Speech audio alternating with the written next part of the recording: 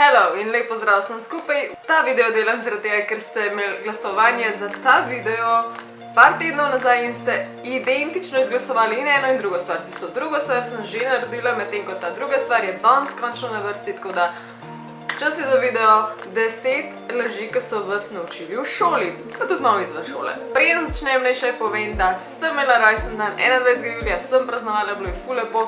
Ekstra bi se rada zahvalila Select Boxu, ki so me peljali v hotel Podroglo, oziroma mene pa Žiga. Bilo je vrhunsko. Dobro so bilo posrečeno tam. Predstavljajte si, da pridete v deluxe sobo, ki v vodno posteljo, ki prvič v življenju poskusiš in si čisto what? In potem zraven še jacuzzi in potem naknadno zvečer savne in večerja in potem še pivske kopelke prvo v Sloveniji in dejansko ležiš basically v pivu in ješ na rezek. Tako da hvala za to izkušnjo. Nič, gremo kar v video. Verjamem, da ste marsikaj od tega že slišali, ampak verjetno ne še vsega. Tako da gremo kar na prvo točko in sicer dejstvo, ki so ga nas naučili v šoli, še se spomnim, so nam to razlagali sicer, da je Napoleon majhen. Dejansko obstaja majhna zadevca, ki se ji reče Napoleonov kompleks. To pomeni, da so ljudje, ki so zelo majhni, lahko doživijo nek kompleks, ki se počutijo manj vredni in so bolj agresivni in bolj smotani. Potem takem cel ta kompleks temelji na nečem, kar sploh nikoli ni obstajalo.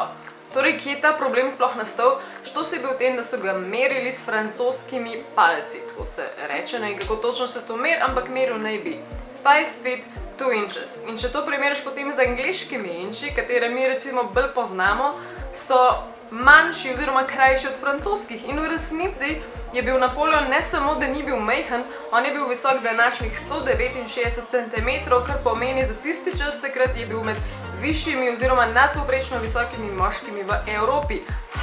Druga točka. Alkohol ubija možganske celice. Narobe. Nobena količina alkohola ne more ubiti celic.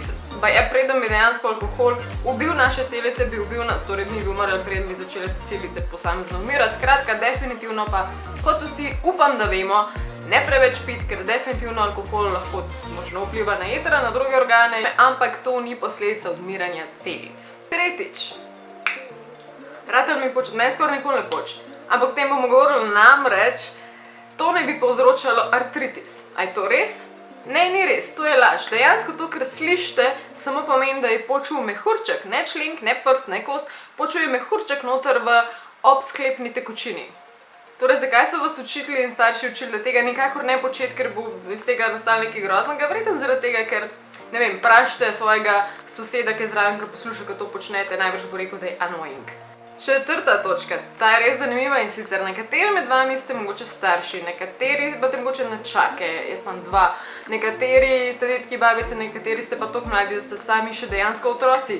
In verjetno ste vsi med vami že slišali za mit, da je povezava med preveč sladkorja in hiperaktivnimi otroci. Torej, če daš otrokom preveč sladkorja, ne bojo šli spat in bojo divjali koliko zmešala čreda ovc. To naj drži. Dejansko je bil problem v eni študiji, ki so jo naredili v 70. letih 90. stoletja in problem je bil, da so takrat odločno rekli, da to je dejansko povezano med sabo. Potem so pa kasneje, se mi zdi, da 95. leta že odkrili, da to nima nobene povezave in mi še vedno mislimo, da ima. V bistvu je čisti mit. Petič. Upam, da že veliko med vami to stvar dejansko ve, ampak ziher še ne vsi. Ne vem, povejte mi odspad, da to še vedno učijo v šoli, ker bi bilo grozno, če še vedno to učijo v šoli, ampak naš jezik nas so v šoli učili, da zaznava na različnih delčkih jezika, tako kot ta slika kaže. To je bila zelo slavna slika, nekje grenko, nekje kislo, nekje sladko in nekje slano. Je to res? Ne, ni res in že vrsto let je trdno in močno dokazano, da naš jezik na celi površini sprejema in zaznava in brbončice dojemajo vse okuse in je nek močen sistem vzpostavljen, da dejansko mi še zaznavamo različne in vse to. Ta oseba, ki to definitivno ni, je v mojih šolskih časih še v srednji šoli veljala za čistega junaka in pač moža, ki je odkril Ameriko. Krištof Kolumb. Ni odkril Amerike, ne samo, da je ni odkril, on niti stopil ni na Ameriko, ker najdalj, ker je prišel do Kanarskih otokov. In tudi, ker je on dosegel v sami Ameriki, ki naj bi jo osvojil, je samo barbarstvo in obupno obnašanje in zasužnjevanje in tako naprej, in mučenje in svašta. Je pa model Leif Erikson, za katerega drži, da je dejansko 500 let pred njim že odkril Ameriko, medtem ko o odkrivanju Amerike sploh ne smemo govoriti na tej točki, ker verjetno vsi zdaj že vemo, da so tisti prvobitni naseljenci, ameriški indijanci in To je to, noben je odkril Amerike, oni so bili tam, oni so jo odkrili. 7. točka, čisto realno je mene osebno, ko sem bila še mlada, pa mlada govorim še tako, začetek srednje šole je imela ta stvar dame zelo velik vpliv in sicer šlo je za to govorico, da mi ljudje svoje možgane uporabljamo samo 10%.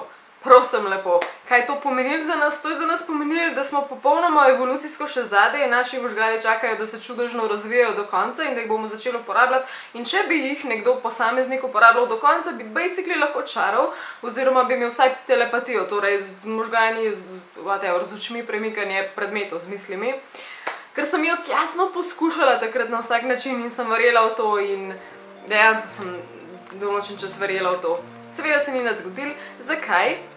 Ker je dokazano že nekaj časa, da ljudje skoraj ves čas, samo da eno majhno dejanje počnemo, uporabljamo skoraj vse naše možgane. Ni telekineze, bi bila moja tako idealna superpower. 8. Mleko je nujno potrebno za močne kosti in rast. Ja, če hočeš vzgojiti telička. Ja, že nekaj časa je to popoln mit, da bi ljudem pomagalo živalsko mleko na kakršenkoli način.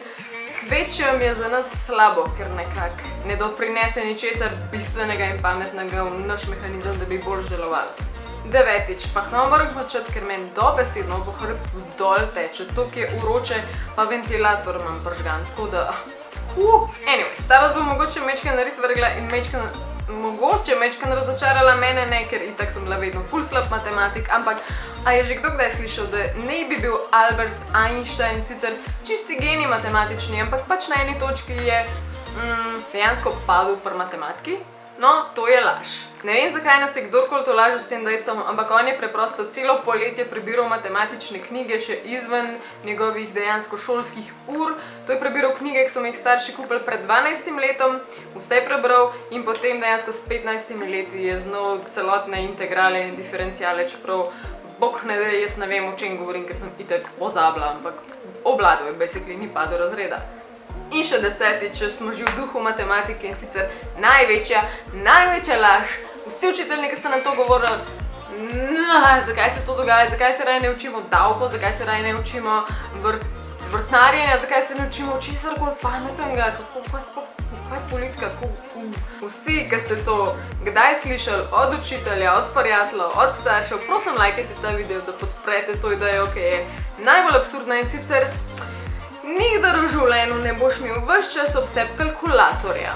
Zato moraš nujno obvezno znati matematiko obvladati freaking formule. To je ta zmagovalna za moje pojme. Tako da ja, to je to za ta video. Upam, da vam je bil všeč, če hočete še kakšne podobne videe ali pa mogoče celo part 2, ker teh stvari je neskončno.